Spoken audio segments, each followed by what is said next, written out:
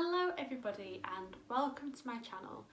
Most of you won't know me, but my name is Georgie. I am 26 years old and I am from the lovely north of England. So if anybody that's been on my channel before and seen my last video, I talked to us about having Ehlers-Danlos syndrome, hypermobility type, how I went through pregnancy, that sort of thing. So I wanted to do a bit of an updated what's going on. I think I'll talk a bit more in depth about certain things. For example, our little girl Eloise, she's 8.5 months now and she has a cow's milk protein allergy. So I want to talk a bit more in depth about that, about how she was diagnosed, how we are weaning, and possibly having to change her milk again because of new symptoms that are coming up. I'll also talk a little bit about my EDS and how I am 8 months later. I'll try and do like a month by month postpartum, how my symptoms have been, and see how we go from there.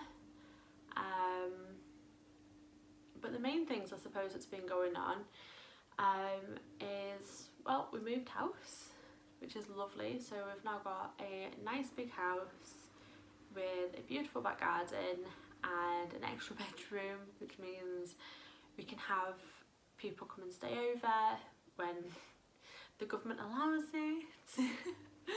And yeah, it's just a nicer part of town that we're living in, things as well. And the other thing was that I potentially have a new clot. So for those who joined me for the last video will know that when I was around 34 weeks pregnant, I became quite poorly. I had been suffering from very intense migraines for a few weeks, and it had been passed off as pregnancy related migraines by the midwives. I had been in to hospital a few times with it, not feeling very well, having photophobia, so light sensitivity,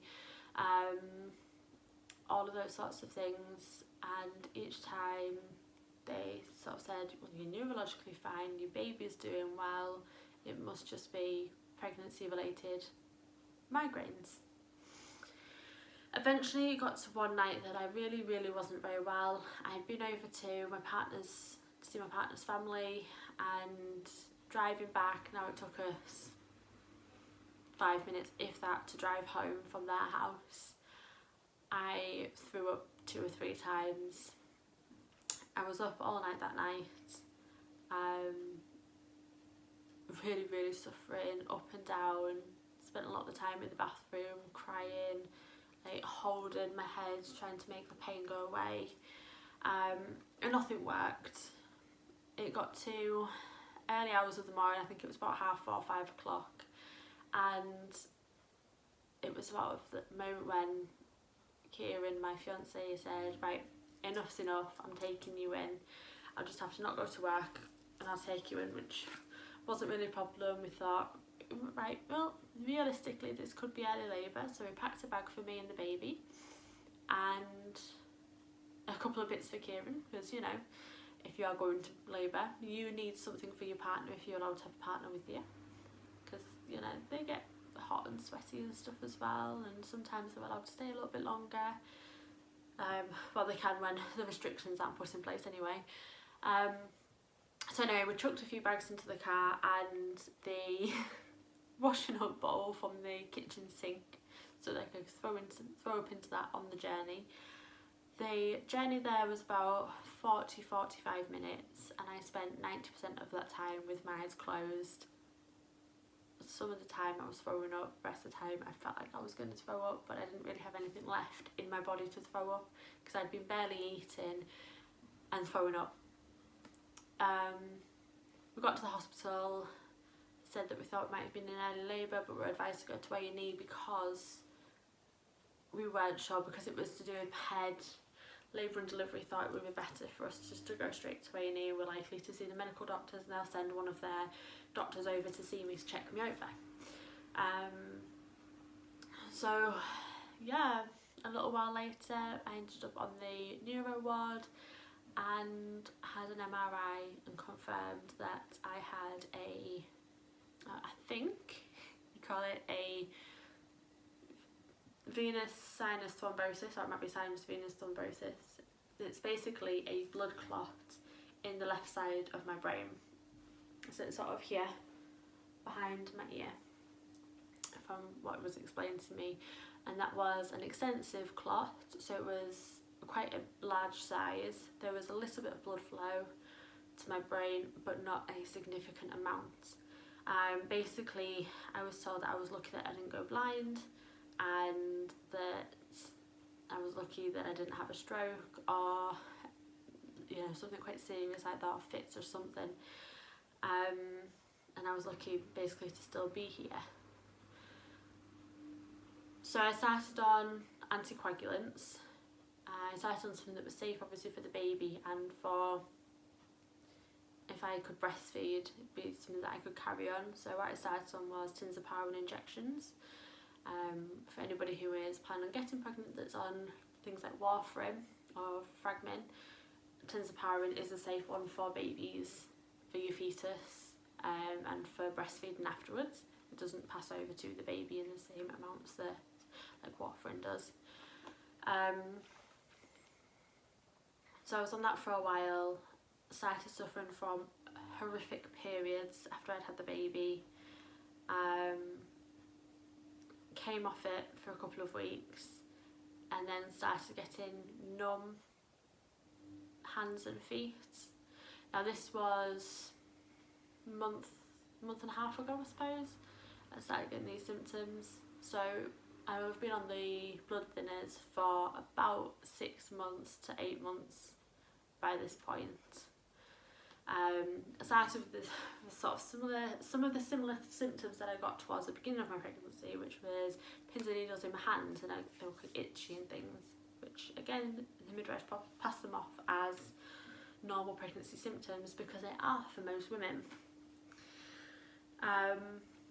But in this case I got pins and needles in my feet, in my hands. One of my feet felt like it was swelling up, but there wasn't any physical difference. It felt like it was swelling up inside. And then I started getting fuzzy vision around my left eye, sort of milky.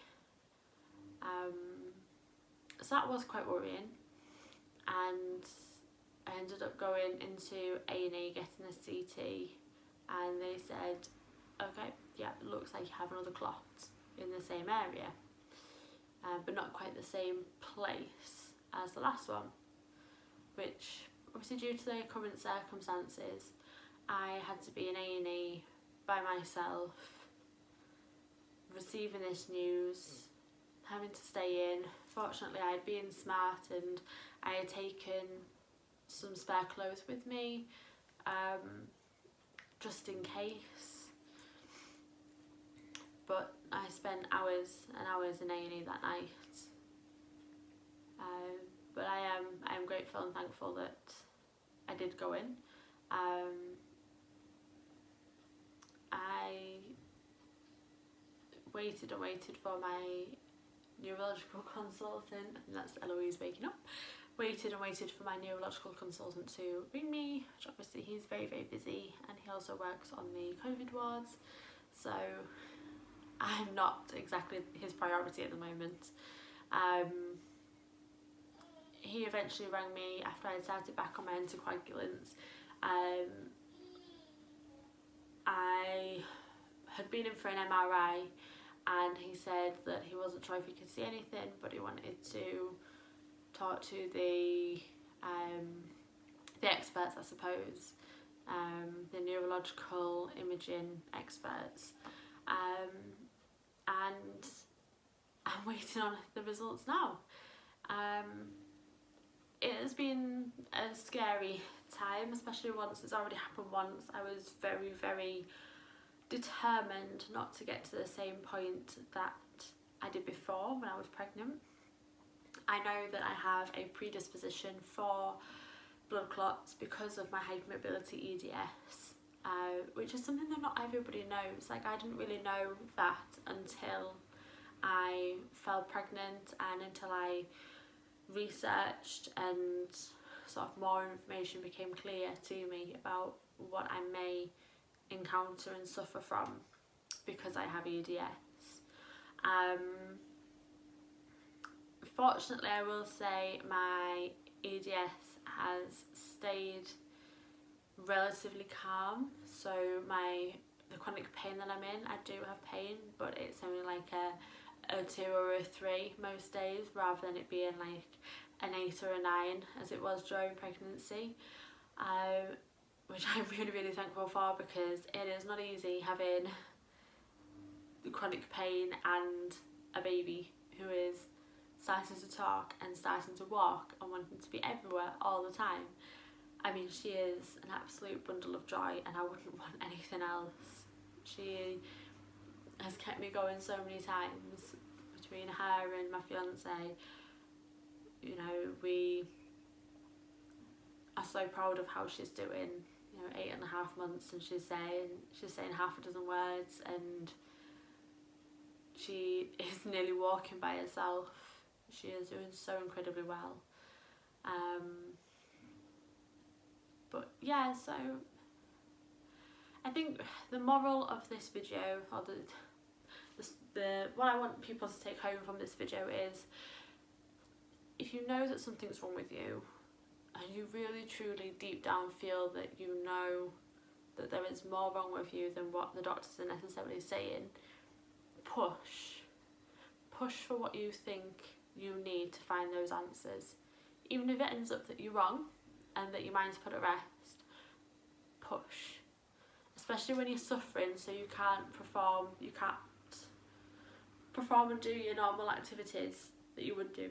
You can't get out of bed, you can't go down to the shops, you can't go to work, all of those things.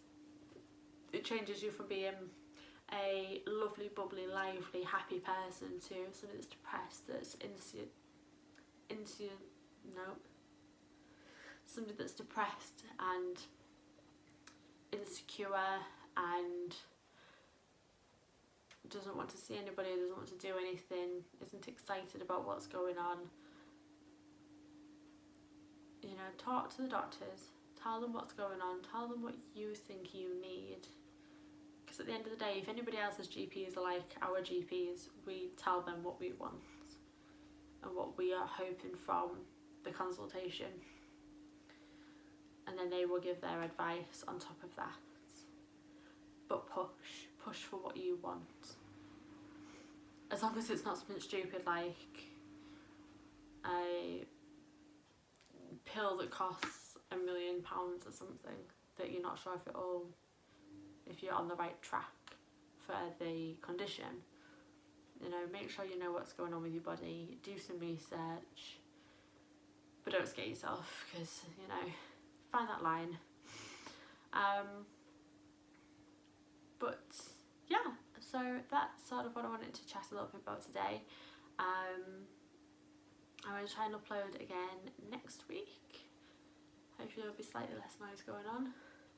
We had a spider incident on the bed, and currently all the sheets are in the wash. If people would like to see the house, I'm happy to do a bit of a tour around.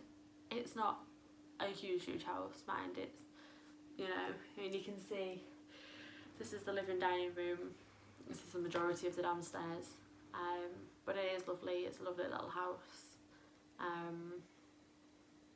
But yeah, I will see you guys again soon. Stay safe and chins up, keep going. Bye.